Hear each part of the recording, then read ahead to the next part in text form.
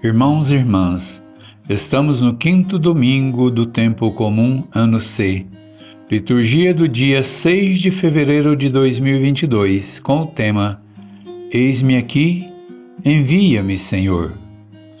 A primeira leitura é do livro do profeta Isaías, capítulo 6, versículo 1 e 2a, até do versículo 3 ao versículo 8.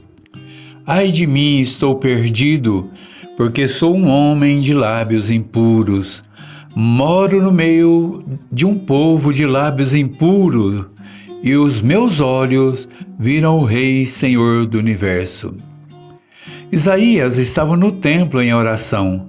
Ali descobre que Deus o chama a ser profeta. A vocação chamado é obra de Deus, que vem em socorro de seus filhos. Elias escuta, mas sabendo de suas limitações, sente não ser digno de ser representante de Deus entre os homens. Isaías tem lábios purificados e a escolha divina dá a Isaías autoridade para assumir a missão e forças para enfrentar os desafios. Todos temos a nossa história de como Deus despertou em nós o seu chamado. Deus, ao entrar em nossa vida, Ele nos desafia a assumir a missão e espera uma resposta ao seu chamado. A missão que Deus propõe exige preparação para enfrentar as dificuldades e sofrimentos, para enfrentar os conflitos e a negação do chamado. Mesmo diante de nossas fraquezas e limitações, Deus confia a cada um de nós a sua missão. O Senhor não nos deixa sós, pois Ele é o Senhor da messe e cuida, orienta, guia os passos de seus servos. Na nossa caminhada, a exemplo de Isaías, precisamos confiar e ter a certeza de que Deus caminha conosco e de que nunca estamos sozinhos. Na segunda leitura da primeira carta aos Coríntios, capítulo 15, de 1 a 11. Recordo-vos que não podemos nos acomodar com a nossa primeira catequese. Irmãos, quando nós recebemos a palavra e a comunhão, nós precisamos ir em frente para que a nossa fé não fique estagnada. A palavra de Deus é viva e ela vai crescendo na nossa vida e na vida da comunidade, na mesma proporção que assumimos a missão. Não podemos esquecer que Cristo morreu pelos nossos pecados, segundo as Escrituras, foi sepultado e ressuscitou ao terceiro dia, segundo as Escrituras. E apareceu a Pedro, depois aos 12, em seguida apareceu a mais de 500 irmãos de uma só vez. Ao tratar da ressurreição, Paulo quer que as comunidades entendam que Jesus é o Senhor da vida e quer nos dar a graça da ressurreição. Paulo, ele vai contra os preceitos gregos que não acreditavam na ressurreição da carne. Os gregos achavam que só o espírito poderia gozar das alegrias eternas. Paulo revela que na ressurreição de Jesus, nós recebemos a graça da remissão dos pecados e que pelo seu sangue derramado na cruz, somos lavados pela graça e pelo poder de Deus. A terra, ela sofrerá como a mulher em dores de parto, para devolver um corpo glorioso para a ressurreição. Irmãos e irmãs, a ressurreição de Cristo nos dá a certeza de que não há morte para quem aceita fazer da sua vida uma luta pela justiça e verdade, uma luta pelo dom da partilha e da comunhão.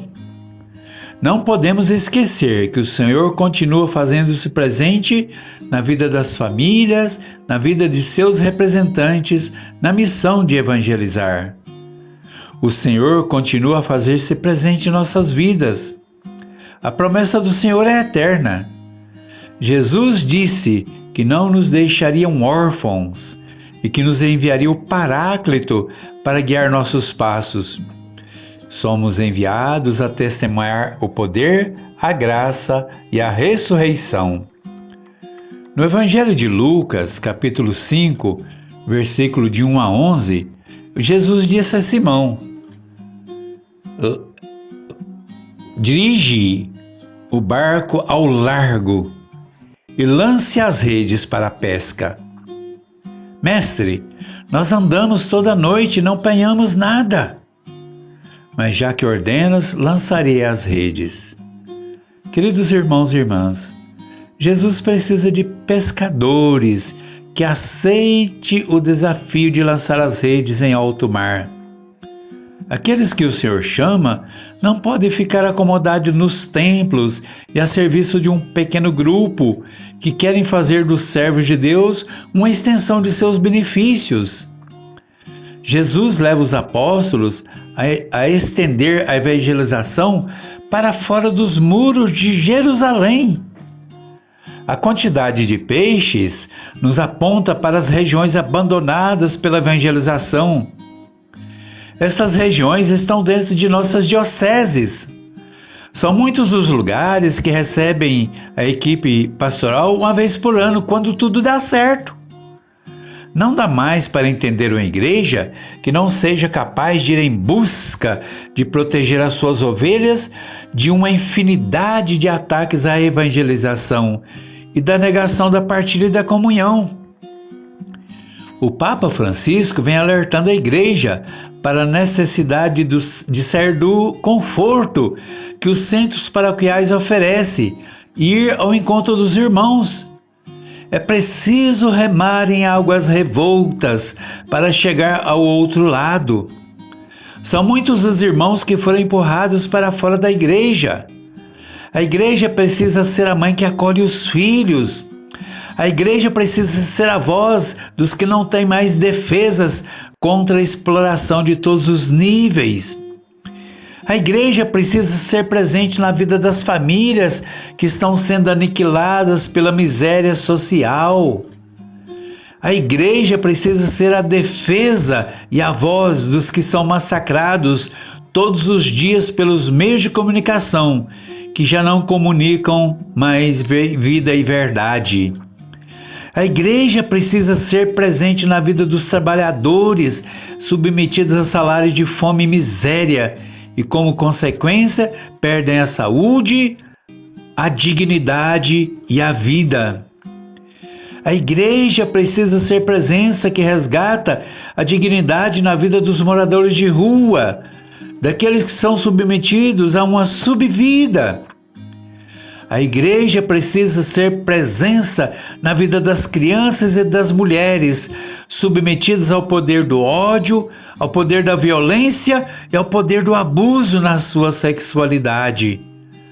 O chamado para a igreja é ir para outra margem, é um chamado a sair do comodismo e a abraçar as causas de seus filhos.